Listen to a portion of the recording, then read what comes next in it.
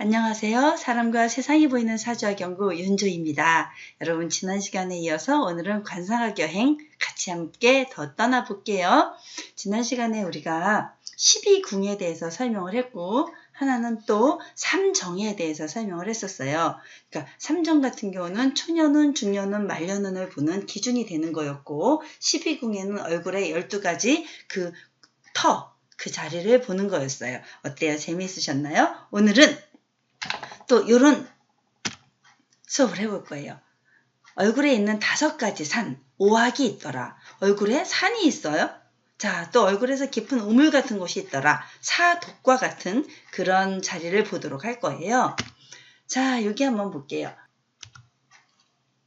자, 얼굴에는 4가지 깊은 곳이 있대요. 그건 사독인데 눈, 움푹 파였죠. 이렇게 들어갔죠. 콧구멍, 이렇게 입, 귓구멍 이런 부분이 다 관상에 아주 중요한 부분이 될 것이고요. 또 하나는 얼굴에 5가지 높은 곳이 있어요. 얼굴에 남악, 북악, 동악, 서악, 중악 이런 곳이 있는데 그건 조금 이따 다음 페이지에서 보고요. 또 하나 육요가 있다고 합니다. 얼굴에 가장 빛나는 곳이 있는데 두 눈썹 이런 부분과 또 하나 두 눈. 자, 눈이 900냥이에요. 인당 이 부분, 산근. 알고 보니까 모두 다 이마에 이렇게 윗부분에 집중되어 있다. 그죠? 이 부분이 6요에 속하고 12궁은 바로 앞부분에 설명했던 그 강의를 다시 봐주시고요. 이제 또 5관이라는 부분이 있습니다. 5관은 눈, 코, 자, 코요. 그 다음에 귀, 입, 자, 눈코기 딱 됐다. 그죠? 근데 거기에 눈썹까지. 은근히, 이 관상학에서 은근히 이 눈썹이 되게 중요하게 작용을 하네요. 이것이 어떻게 우리 사주에 또 연결되는지, 어떻게 관상이 연결되는지 한번 같이 보도록 하실게요. 자, 넘어갑니다. 와, 굉장히 중요한 자료예요. 자, 관상 보는 법, 얼굴을 중심으로 부처님 사진 요번에 딱 갖다 놨어요. 왜? 잘생겼으니까. 잘생기게 조각해 두었으니까 우리 이걸로 봐요. 얼굴에는 5개의 산이 있다고 합니다. 자, 이 얼굴에 웬 산? 그 산이 있는데 너무 높은 산, 뭐 설악산, 치악산, 우리 악산이라고 하죠. 그렇게 악산을 우리는 좋게 보나요? 아름답긴 하지만 악산은 사람이 생명이 위험할 수도 있고 등산하기도 어렵고 그런 단점이 있잖아요. 사실 둥글둥글한 산이 더 좋다고들 해요. 전라도 지역 같은 경우는 오히려 더 둥글둥글 산이 그렇잖아요. 사람의 형세도 그래서 강원도 사람들의 성향이나 전라도 사람들의 성향이나 경상도 사람들의 성향이 이렇게 좀 다르잖아요. 악산에서 태어난 경우에서 큰 인물이 나기가 참 어렵다고 해요. 그러니까 얼굴 관상에서도 유난히 악산적인 관상을 가져서는 안 되겠죠. 그러니까 예를 들면 관골이 너무 유난히 굉장히 크게 작용이 됐다던가 또 유난히 이 이마가 좀 조화롭게 되면 좋은데 확 튀어났다던가 완전 앞장구 뒷장구가 너무 심하다던가 턱이 확 튀어나왔다던가 이런 건 조화롭지 못하잖아요. 조화롭지 못하는 것은 어찌됐든 관상학에서든 우리 풍수지리에서든 조화롭지 못한 건 다 X, 그죠? 좋은 기운을 줄 수 없어요. 자, 얼굴에 산이 이렇게 있는데 어떤 모습으로 있나 볼게요. 가장 중요한 거는요. 중악이에요. 이 가운데 부분, 나의 얼굴의 가운데 부분 중악이고요. 중심이 잘 잡혀 있어야 좋잖아요. 근데 한국 사람들의 코와 미국 사람들의 코를 한번 비교해 보세요. 미국 사람들 코가 좀 더 우뚝 잘 생기지 않았나요? 그래서 그런가 미국 사람들은 좀 더 이렇게 삶의 질이 좀 높아 보였어요. 동양 사람들에 비해서. 이제는 근데 또 바뀌어지겠죠. 그때 또 하나 볼게요. 중악. 이 산이라는 게 의미적으로 봤을 때 뭐 야산은 산이라고 쳐주지도 잘 않잖아요. 너무 밋밋한. 그럼 뭐 무덤처럼 생겨있는 산 이런 거 별로잖아요. 근데 높게 어느 정도 봉우리가 있고 풍요로움을 간직하고 힘찬 기상이 있을 때 아무튼 더 좋은 작용을 해주게 되는데 이 얼굴에 있어서의 산도 어느 정도 높고 웅대한 기상을 가졌을 때 그 세월에 어떤 나쁜 풍파가 왔을 때 굳건히 견딜 수 있는 사람이라고 보는 건데요. 자, 제가 주변에서 봤을 때 A형적인 사람들이나 소음인적인 사람들은 굉장히 기세가 약해요. 그래서 나를 확 치고 나가는 강도가 좀 적었습니다. 그럼에도 불구하고 또 다른 기운을 보면 또 태양인들은 또 너무 강한 기운을 가졌잖아요. 그 조화로움을 가질 수 있는 그런 얼굴이 있었으면 좋겠습니다. 그렇게 자기 모습이 강건할수록 에너지를 더 응축할 수 있는 힘이 있는 것이죠. 그럼 먼저 위치를 보도록 할게요. 위치상으로 봤을 때 이 가운데 코 부분이 중악이라고 말을 합니다.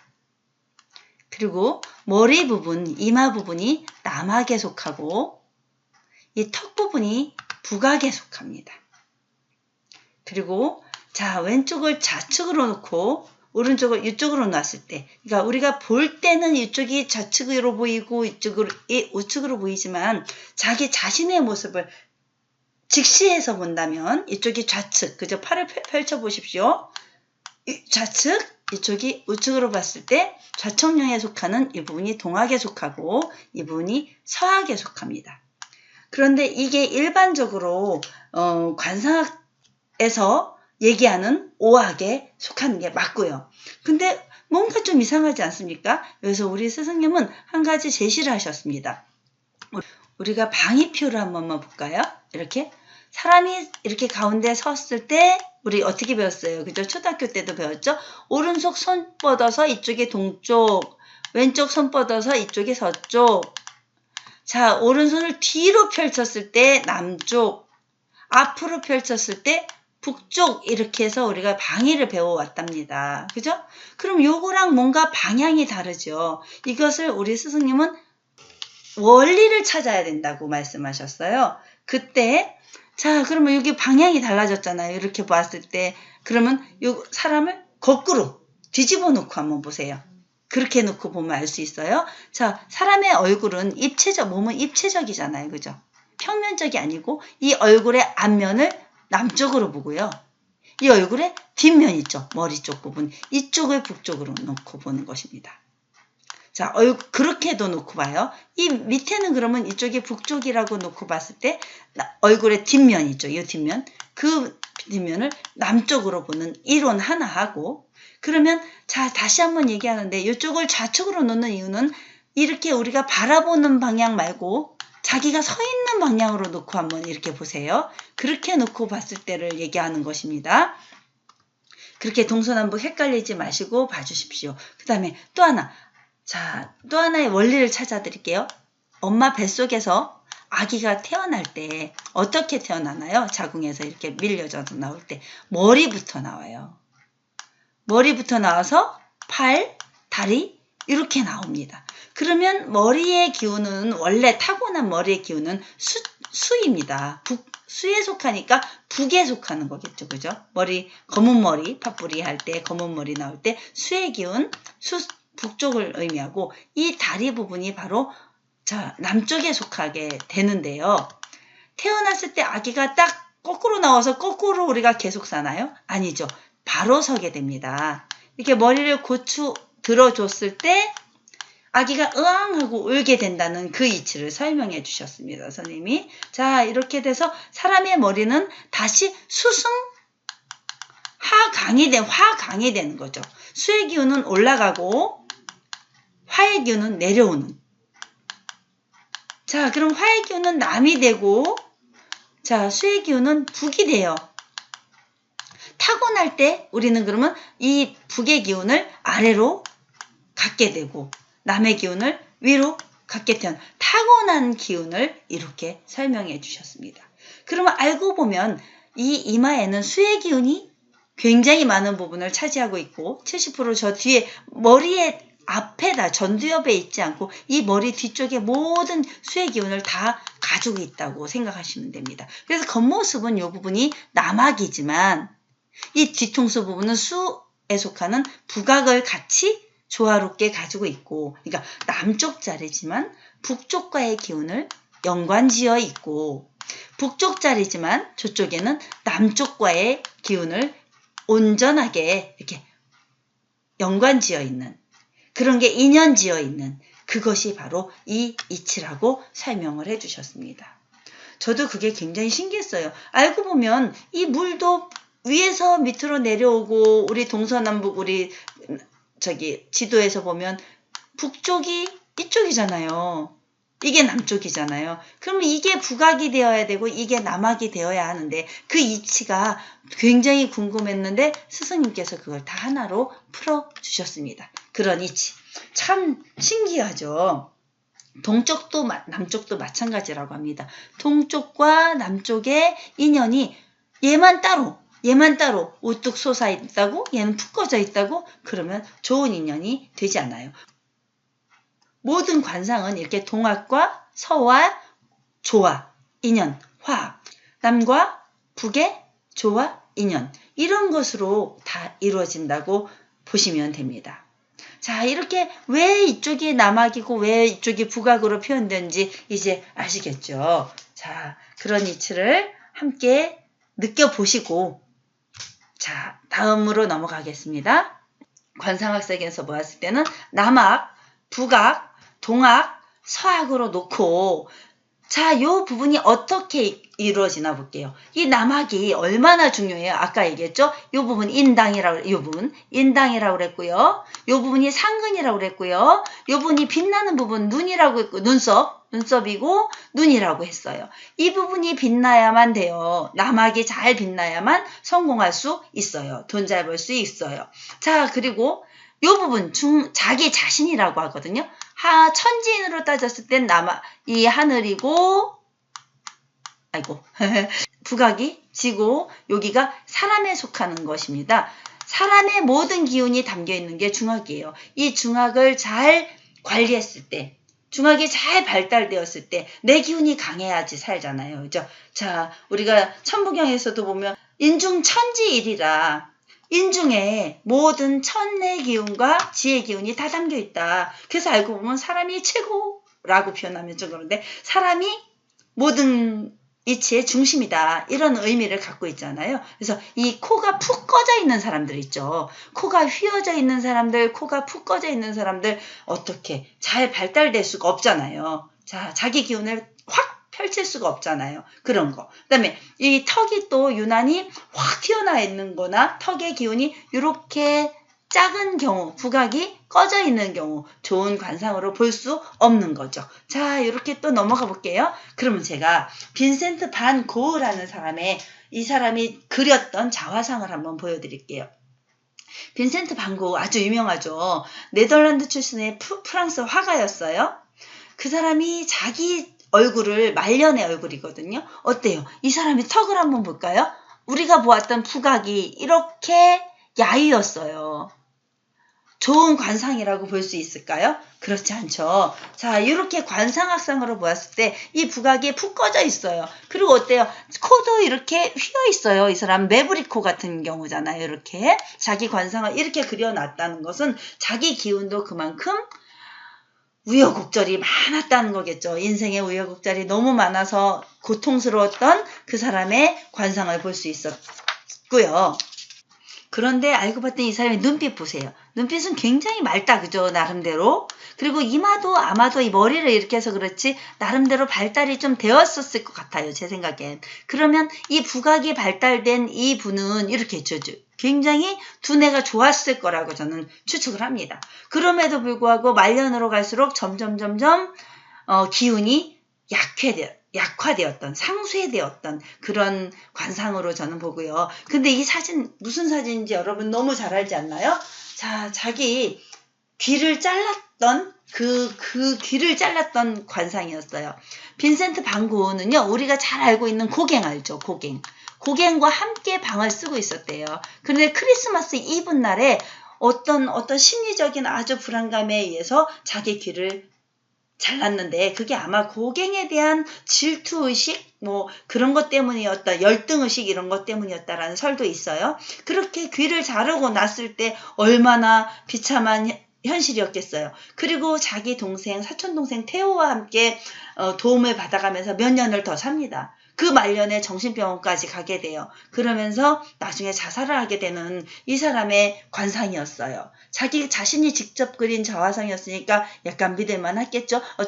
어쩌면 심리적인 것까지도 이렇게 연관이 되었을지도 모르겠어요. 거기에 제가 좋아하는 렘브란트라는 화가가 있습니다. 렘브란트의 관상을 한번 볼게요. 네덜란드 시대 사람이에요. 이 사람도 역시 네덜란드 사람이네요. 그러고 보니 그때 당시의 사람들은 자 네덜란드에 태어나서 다 프랑스로 어떻게 유학을 갔나 봐요. 그림 유학을 가서 살았는데 이 사람 같은 경우는 되게 특이했던 게 학교를 다니지 않았다고 합니다. 그래서 사살을 받았어요.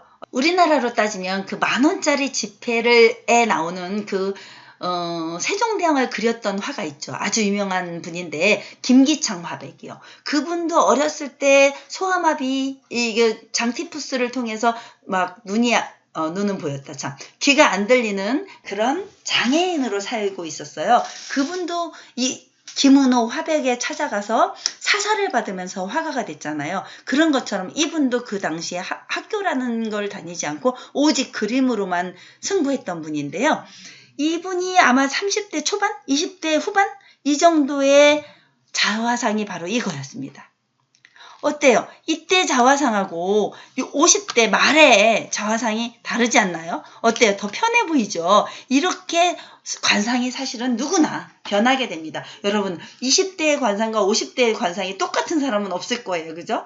삶의 질곡이 다 담겨있는 관상인데 50대의 내 얼굴을 책임질 수 있는 사람, 그 사람의 관상으로 변했어요. 완전히 좋아졌죠? 자, 여기 보세요. 중학이 더 발달된 것 같고요. 비슷한가요? 여기 비교해보면.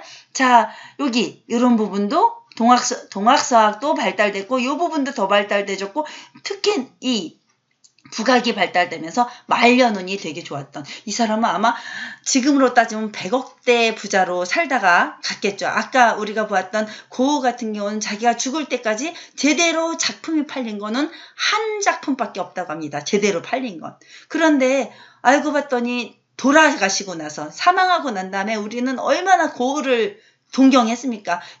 그 사람의 일생을 또 예술혼에 바친 그 일생을 찾게 되었던 거잖아요. 근데 이 렘브란트는 살면서 이걸 다 누리고 돌아가신 이 사람의 관상을 한번 보자고요.